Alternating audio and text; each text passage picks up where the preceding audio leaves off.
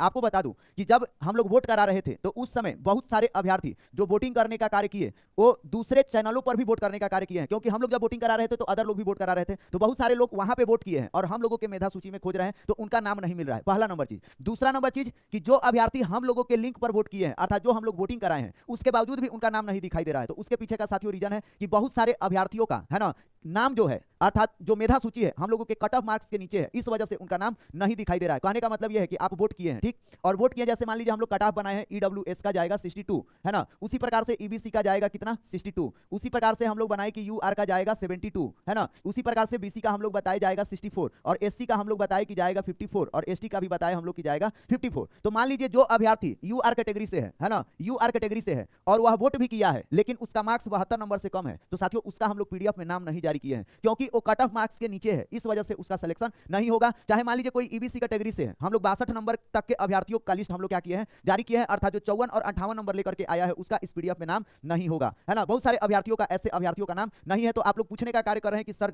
नाम क्यों नहीं है मेरा पीडीएफ में, तो दो रीजन हो गया, एक तो या तो हम लोगों के चैनल पे वोट नहीं किए हैं, दूसरा नंबर चीज कि आप लोग वोट किए हैं तो मेधा सूची में आप लोग आ नहीं रहे होंगे, तीसरा नंबर चीज बहुत सारे अभ्यर्थी ये भी बोल रहे थे सर हम वोट भी किए थे, मेरा कट ऑफ मार्क्स से ज्यादा मेरा मार्क्स भी था, अर्थात हम ईबीसी का 62 पे उठाए हैं, बहुत सारे अभ्यर्थियों का ईबीसी कैटेगरी से हैं और उनका मार्क्स 86 है 76 है फिर भी पीडीएफ में नाम नहीं है। तो साथियों आपको बता दूं कि उन अभ्यर्थियों को घबराने का जरूरत नहीं है। साथियों आपको बता दूं कि 10,000 अभ्यर्थियों का हम लोग यह लिस्ट तैयार किए हैं, इसको तैयार करने में कम से कम हम लोग को 6 से 7 दिन का समय लगा है, एक एक नाम पढ़े हैं और नाम पढ़ के जब हम लोग लिस्ट तैयार किए और जब पीडीएफ को मर्ज किया गया तो उसमें क्या हो गया कि कुछ सेम नाम था और सेम नाम की वजह से कुछ नाम ऑटोमेटिक हट गया है, इसी वजह से आप वोटिंग भी किए हैं, आपका कट ऑफ मार्क्स के ऊपर मार्क्स भी है, इसके बावजूद भी आपका पीडीएफ में नाम नहीं है। तो साथियों इसको सुधारने का हम लोग कार्य कर रहे हैं और आपको बता दूं कि 10,000 का डेटा कैलकुलेट करना इतना आसान बात नहीं है, आप लोग के लिए हम लोग इतना मेहनत किए हैं। अगर वीडियो पसंद आया होगा साथियों तो कमेंट बॉक्स में हार्ट का एक इमोजी भी डालिएगा और हम लोग का कार्य पसंद आया होगा उसके लिए आप लोग एक और एक्स्ट्रा हार्ट का इमोजी डालने का कार्य कीजिएगा। अब देखिए साथियों एक चीज और मैं बता दूं कि नाम नहीं है तो आप मत घबराइए, मैं फिर कह दे रहा हूं, है ना, क्यों, यदि आपका है ना